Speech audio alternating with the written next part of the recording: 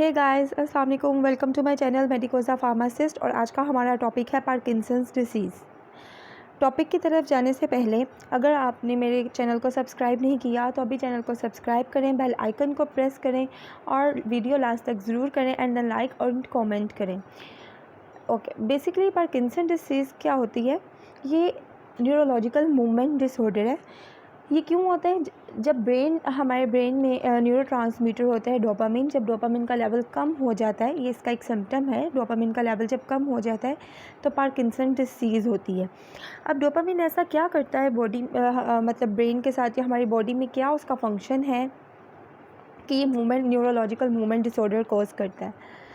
Dopamine का basically function है कि ये हमारे ब्रेन के उस पार्ट को मैसेज सेंड करता है जो कि मूवमेंट को और कोऑर्डिनेशन को कंट्रोल करता है। ठीक है, अगर ये न्यूरोट्रांसमीटर ऑब्वियसली कम होगा, मीन डोपामिन का लेवल अगर कम होगा तो फिर एक जो पर्सन है वो किस तरह से मूवमेंट और कोऑर्डिनेशन को कंट्रोल कर सकेगा? तो जब डोपामिन का लेवल कम होता है तो ये पार्किंसन डिसीज़ कॉज करता है। और ये जो है जैसे एज के साथ साथ जो है ये सीवियरिटी जो होती है इस डिसीज़ की, मतलब ये प्रोग्रेसिव डिसीज़ है। जैसे ही एज ज़्यादा होती जाती है तो इसके सिम्टम्स जो होते हैं डिसीज़ के वो और ज़्यादा सीवियर होते जाते हैं। अब अगर हम इसके कॉजेज़ देखें कि कॉजेज़ क्या हैं इसके, तो कॉजेज़ यही है कि लो डोपामिन लेवल, जो मैंने आपको अभी बताया कि डोपामिन का फंक्शन है कि ये मूवमेंट और कोऑर्डिनेशन को कंट्रोल करता है। ठीक है, ब्रेन के अंदर मैसेज सेंड करता है उस पार्ट को जो कि मूवमेंट और कोऑर्डिनेशन को कंट्रोल करता है। अगर डोपामिन का लेवल कम होगा तो पार्किंसन डिसीज़ इसके रिज़ल्ट में होगी। सेकंड ये है कि जीन म्यूटेशन, लेकिन देखा गया कि 10% जो है जो मतलब ये पार्किंसन डिसीज़ पेशेंट्स हैं उनमें 10% ऐसे होते हैं जिनको पेरेंट टू चिल्ड्रन पास हुई होती है डिसीज़। थर्ड कॉज है exposure to certain toxins like virus toxins, और ये जिनकी जीन्स जो हैं वो जल्दी किसी ना किसी डिसीज़ और डिसऑर्डर को पिक कर लेती हैं, तो ये टॉक्सिन्स से अगर एक्सपोजर हो जाए तो पार्किंसन डिसीज़ उनको अफेक्ट करती है। प्रेजेंस ऑफ एबनॉर्मल प्रोटीन्स, ये मैं आपको बताती हूँ, ये होती हैं लीवी बॉडीज़। जो पार्किंसन डिसीज़ पेशेंट होते हैं इनके ब्रेन में प्रोटीन्स के क्लम्प्स बन जाते हैं। उन प्रोटीन का नाम होता है अल्फ़ा साइनुक्लाइन। अल्फ़ा साइनुक्लाइन का दूसरा नाम लीवी बॉडीज़ है। ये प्रोटीन्स जो होती हैं ये ब्रेन के अंदर क्लम्प्स बना लेती हैं। जब लीवी बॉडीज़ बहुत ज़्यादा एक्यूमुलेट इकट्ठी हो जाती हैं तो it can cause the loss of nerve cells, जिसकी वजह से मूवमेंट, थिंकिंग, बिहेवियर और मूड चेंजेस होती हैं। ठीक है, और ये इन रिजल्ट्स डिमेंशिया की तरफ जाती हैं। ठीक है, देन पार्किंसन डिसीज़ के सिम्टम्स क्या हैं? पार्किंसन डिसीज़ के जो मेन सिम्टम्स हैं वो दो तरह के होते हैं, एक होते हैं मोटर और एक होते हैं non motor symptoms. Motor symptoms जो कि मूवमेंट से रिलेटेड है, तो जो मूवमेंट और मोटर सिम्टम्स हैं पार्किंसन डिसीज़ के, उनमें पहला है ट्रेमर। ट्रेमर जो है नॉर्मली हैंड्स और फिंगर्स, मतलब ये यूजुअली बिगिन होता है इन अ लिम्ब, हैंड्स और फिंगर्स में होता है ट्रेमर। ब्रेडिकाइनेजिया होता है, ब्रेडिकाइनेजिया होता है कि मूवमेंट स्लो हो जाती है। पार्किंसन डिसीज़ के जो पेशेंट्स होते हैं उनको आप सिंपल से सिंपल टास्क भी देते हैं तो उनके लिए बहुत टाइम कंज्यूमिंग होता है। उनके लिए एक मतलब आप कह लें कि फुट स्टेप चलना बहुत ज़्यादा उसके लिए मुश्किल होता है। अगर वो बैठ गए हैं तो उठना बहुत मुश्किल है, और अगर उठ गए हैं तो फिर चेयर पे बैठना बहुत मुश्किल है। ये इनकी मूवमेंट डिसऑर्डर है ना, तो फिर इसीलिए ये इनके सारे मूवमेंट से related he science and symptoms हैं। मसल्स रिजिडिटी होती है। मसल रिजिडिटी, जिस मसल में रिजिडिटी या स्टिफनेस आती है बॉडी के जिस पार्ट में, वो पेनफुल भी बहुत ज़्यादा होता है, उसके लिए मूवमेंट करना बहुत मुश्किल होता है। इम्पेयर्ड पोस्चर एंड बैलेंस, अपने पोस्चर को, अपने बैलेंस को मेंटेन करना, कंट्रोल करना बहुत मुश्किल होता है उनके लिए।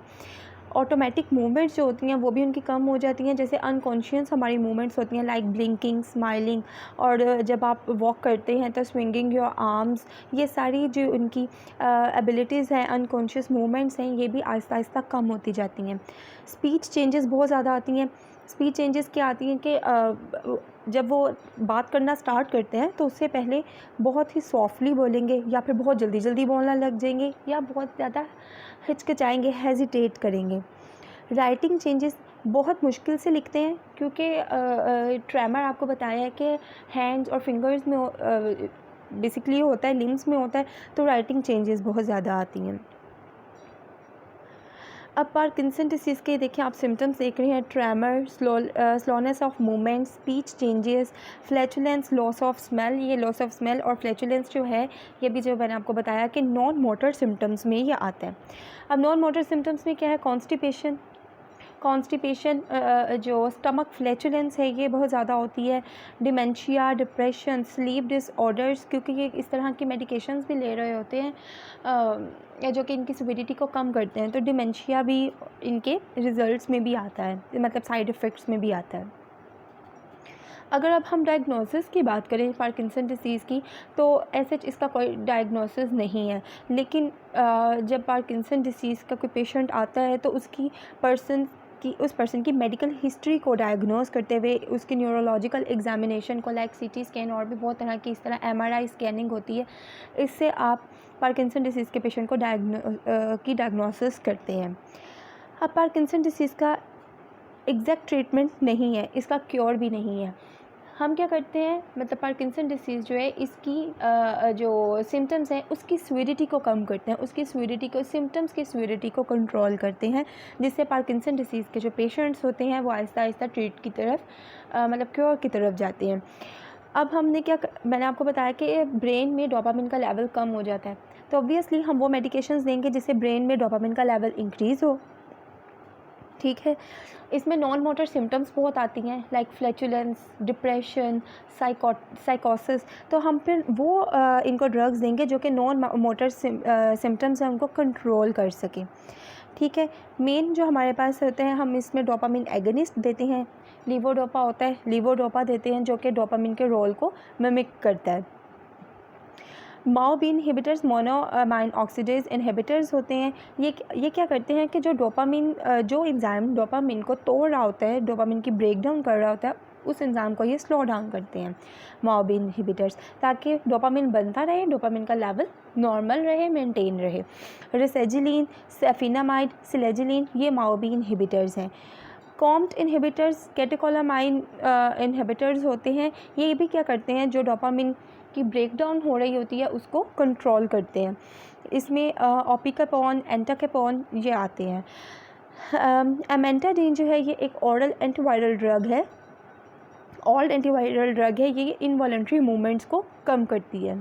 ठीक है, एंटीकोलिनर्जिक ड्रग्स लाइक ट्राइहेक्सिफेनेडेल और बेंस्ट्रोपिन, ये भी क्या करते हैं, ट्रेमर्स को और मसल रिजिडिटी को रिड्यूस करते हैं। तो इसका यही मतलब हुआ कि पार्किंसन डिसीज़ जो है हम इसमें सिम्टम्स की सीविरिटी को कम करते हैं।